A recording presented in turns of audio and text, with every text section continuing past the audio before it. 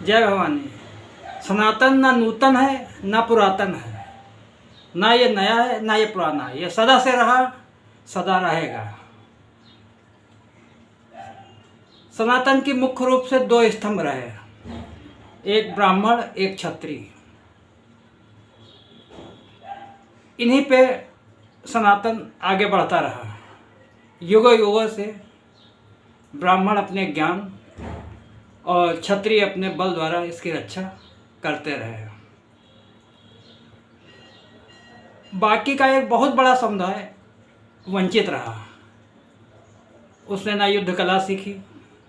वो सिर्फ जब दो राजाओं के बीच में युद्ध होता था तो वो ये देखता था कि मेरा राजा कौन बनेगा, हमें टैक्स किसको देना है, बस। बाकी का सनातन एक बड़ा हिस्सा लड़ने से वंचित रहा।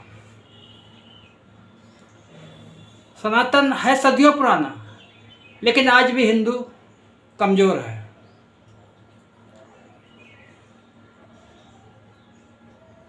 अध्यात्म मजबूत है भारत का। भारत एक जमीन का टुकड़ा नहीं है।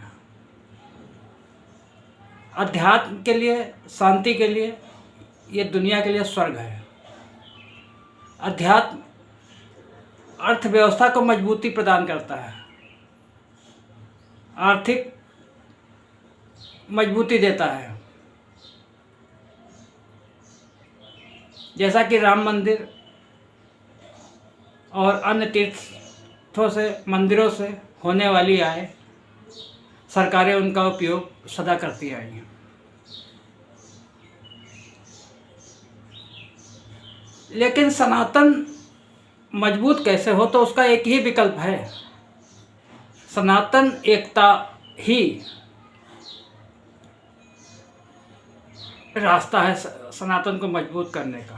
कायरता हिंदुओं को छोड़नी पड़ेगी।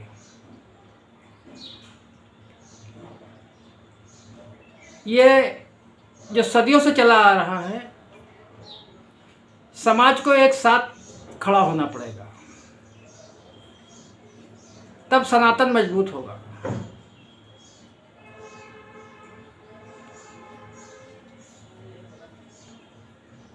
देश का संविधान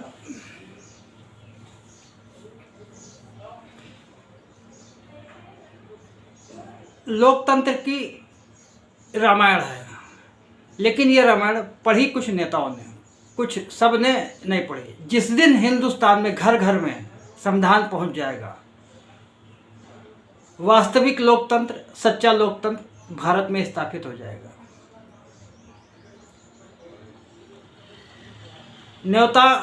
नेताओं ने लोकतंत्र की रामायण कुछ इस कदर पढ़ी, इसको कई बार छिन्न भिन्न किया, कई बार इसका रूप स्वरूप प्रस्तावना तक गड़बड़ की गई। धर्मनिरपेक्ष शब्द जोड़ा गया संविधान में, जबकि धर्म तो सिर्फ हिंदू है, बाकी तो पंथ हैं। भारत धर्म निरपेक्ष नहीं, पंथ निरपेक्ष देश है। ये चीज आम जनमानस को समझना चाहिए। रामायण तो वो अपने घर में रखते हैं, परंतु संविधान की एक कॉपी नहीं रखते हैं। संविधान भी रामायण के बराबर से ही रखनी चाहिए। संविधान भी उतना पूजनीय है, देश का ग्रंथ है, इससे देश चलता है।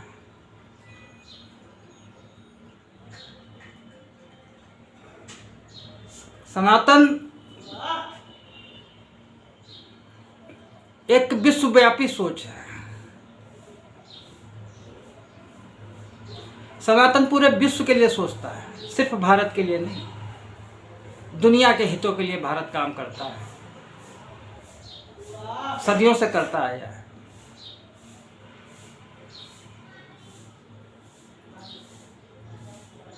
सनातनी जिस देश में रहता है, उस देश की कामयाबी के लिए, उसके विकास के लिए ईमानदारी से कार्य करता है। लेकिन हमारे देश में सनातन को महामहिमों ने, नेताओं ने काफ़ी तोड़ा मरोड़ा और कमज़ोर किया, संविधान में सुधार करके के नाम पे। सुविधाजनक शब्द बोलने वाले नेता, अपने अपने हितों की, पार्टी की हितों की रक्षा के लिए कई संशोधन हुए जो कि देश हित में ठीक नहीं थे। उन्होंने विवादों को जन्म दिया, चाहे वो वर्कशिप एक्ट हो, चाहे वक्फ बोर्ड बिल हो। इसमें कई विवाद खड़े हुए। अब उन विवादों को सुधारने का प्रयास मोदी सरकार कर रही है और सुधर भी रहे हैं बड़ी तेजी के साथ।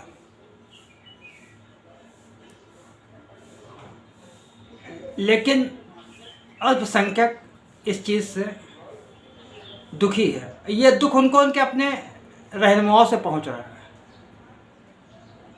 वक्फ बोर्ड को कैसा मिसयूज किया गया, चंद लोगों को ही फायदा वक्फ बोर्ड का मिल रहा है, लेकिन इस बिल संशोधन से अब आम मुसलमान को मकान, शिक्षा आज उनकी ज़रूरतें, हॉस्पिटल इत्यादि उस ज़मीन बनेंगे, उनका हक उनको मिलेगा। अभी तक कुछ चंद लोग ही इसका फ़ायदा उठा रहे थे, अब लेकिन संपूर्ण अल्पसंख्यक समाज को इसका फ़ायदा मिलेगा।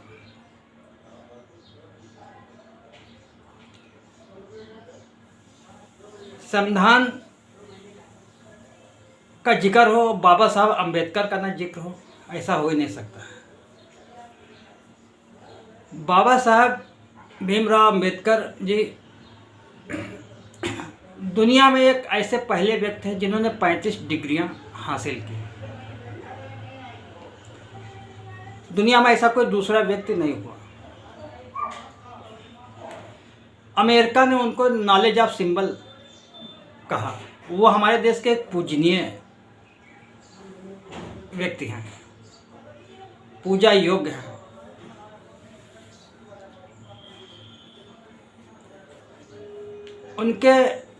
उन्होंने जो आज हो रहा है, ये सारी बातें पहले ही वो संविधान में कह चुके हैं, लेकिन पूरे देश को संविधान की पूरी नॉलेज नहीं है। नेताओं ने इसमें खूब फेरबदल किए। अगर ये घर घर में होता संविधान तो शायद इतने विवाद हो ही ना पाते। देश आज मजबूत स्थिति में होता। हमारी बात याद रखिएगा, जिस दिन हर घर में संविधान पहुंच गया, सच्चा लोकतंत्र भारत में कायम हो जाएगा। ये देश के लोगों को, देश की एक बड़ी आबादी को यह सोचना होगा कि संविधान घर में बहुत ज़रूरी है। जाने क्या है संविधान, क्या क्या चीज़ें हैं इसमें, क्या क्या है, क्या नहीं है, कौन सा क्या नियम है, ये सब जानने की आवश्यकता है।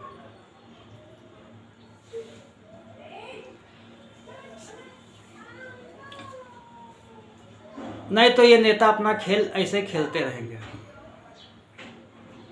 और ना सनातन का, ना मुस्लिम समुदाय का, ना किसी वर्ग का सही दिशा में समुचित हल नहीं निकल पाएगा।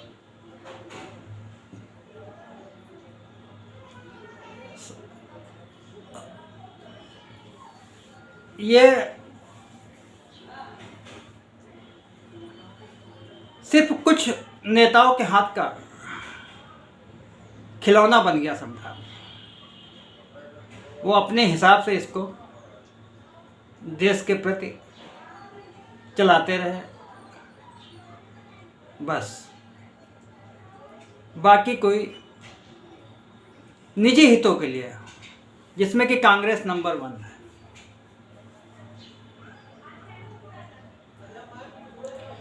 और ना न्याय हुआ बाबा साहब अम्बेडकर जी के साथ। जब प्रधानमंत्री बीपी सिंह बने, उस समय तक उनकी एक संसद में फ़ोटो तक नहीं थी। जब बीपी सिंह ने यह बात कही तो उनसे कहा गया कि जगह नहीं है, चित्र टांगा कहाँ जाए। तो बीपी सिंह ने एक बहुत बढ़िया बात कही थी लेकिन दिल में जगह होगी तो दीवार पे चित्र को भी जगह मिल जाएगी। और फिर उन्होंने भीमराव अंबेडकर जी को स्थापित किया, उनका चित्र लगा संसद में। आज के लिए इतना।